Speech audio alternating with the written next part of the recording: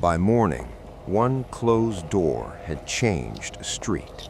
Yesterday, voices had come from that house. Today, no one answered. Before sunrise, neighbors had heard feet crossing courtyards, a bowl dropped on stone, someone calling for a priest. Then another door stayed shut. Then another. The city looked the same. Bread still had to be baked. Stalls still had to open. But behind walls, bodies were changing too fast for ordinary illness. Fever, swelling, darkened skin, blood at the mouth, breath failing before anyone could explain why. The Black Death became real when the city understood that death was no longer visiting one room. It was moving through the walls between them. The people inside that city did not think they were living through a named catastrophe. They knew sickness, bad air, hunger, wounds, childbirth, winter fevers, and sudden death. Medieval life was fragile, but it had habits. A family could send for a healer. A priest could be called. Neighbors could bring water, linens, herbs, prayers, and rumors. Illness belonged somewhere, to a bed, a season, a household, a known misfortune. This broke the pattern. Across the 14th century, plague traveled with the movement of life itself.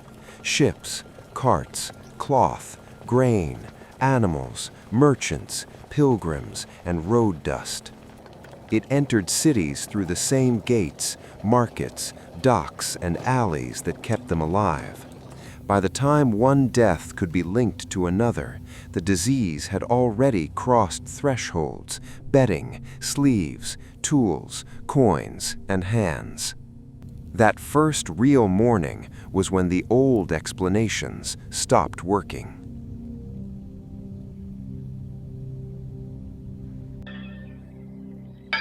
Imagine waking inside the walls.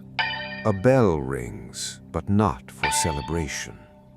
A woman opens a shutter and sees a neighbor standing in the street, afraid to enter his own house. A child is pulled away from a doorway. A cloth is pressed over a mouth, not because anyone knows it will help, but because the air has become suspicious. The city smells of smoke, waste, damp straw, animals, sour bedding, cooking fires, and fear beginning to move. In one room, a family stands around a bed where someone who spoke yesterday can no longer lift their head. In another, a servant carries a basin at arm's length because no one wants to touch what is inside. At a market stall, a buyer reaches for bread, then hesitates before taking the coin change. The baker still works, the water carrier still passes, but each exchange asks who has been near the sick. Normal life does not stop all at once. It becomes cautious. A closed shutter starts to mean more than privacy. A cough changes the space around a body. A slow cart makes people step back before they know what it carries. The city is still functioning, but its ordinary gestures have begun to turn against themselves. Fear spreads faster than instruction. People do not know what is safe, so safety begins to shrink. Some seal themselves indoors with boards, cloth, and prayer. Some run toward churches, looking for protection in the only language they trust. Some leave through the gates before the road becomes too dangerous. Others remain because they are poor, trapped, responsible for the sick, or too afraid to move. Care becomes harder than fear. Healers move from house to house with too little certainty. Priests are called to too many beds. Servants carry water, basins, and stained linens through passages people now avoid. Grave diggers and cart drivers move where merchants and gossip used to pass. The street does not become empty. It becomes a corridor for avoidance, warning, burial, and whispered news. The cruelest pressure enters the family. A mother must decide whether to touch her fevered child. A son must decide whether to cross the room where his father is calling. A neighbor must decide whether mercy is worth the risk of contact. The plague does not only attack flesh, it makes love hesitate. It forces people to measure tenderness against survival. The shift comes when too many signs point to the same conclusion.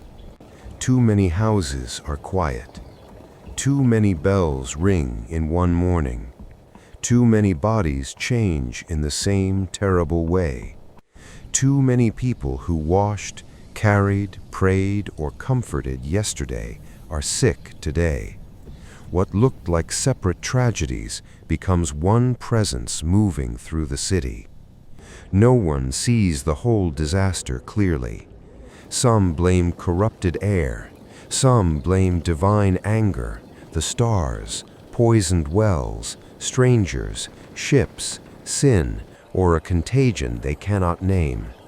But the effect is the same. The city is no longer a safe container for life. Bedding feels dangerous.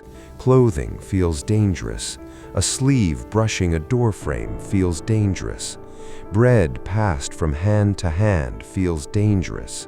Even family can begin to feel like a place where death is learning everyone's name. At that point, time changes. Work loses rhythm. Markets lose confidence. Bells lose meaning because they ring too often.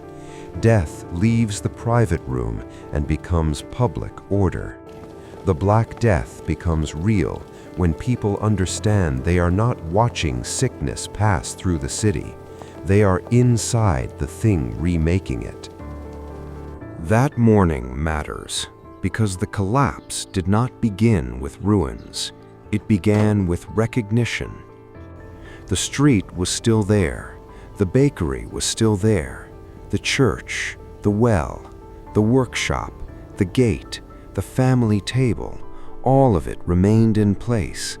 But the invisible trust that allowed people to move through those spaces had cracked. The Black Death did not only fill graves, it changed the meaning of proximity. A neighbor became a risk. A house became a sealed world. A hand became a possible danger. A bell became a measure of how quickly the city was losing people. What made the plague terrifying was not only the number of dead, but the way it turned ordinary closeness into a question of survival. History remembers the Black Death through numbers too large to feel. But inside the city, it was first felt in small, unbearable moments. A door no one opened. A basin no one wanted to touch. A bed no one approached. A street suddenly too quiet. A loved voice calling from a room people were afraid to enter. That was when the catastrophe became real. Not when the world visibly ended, but when ordinary life remained in place and no longer meant safety.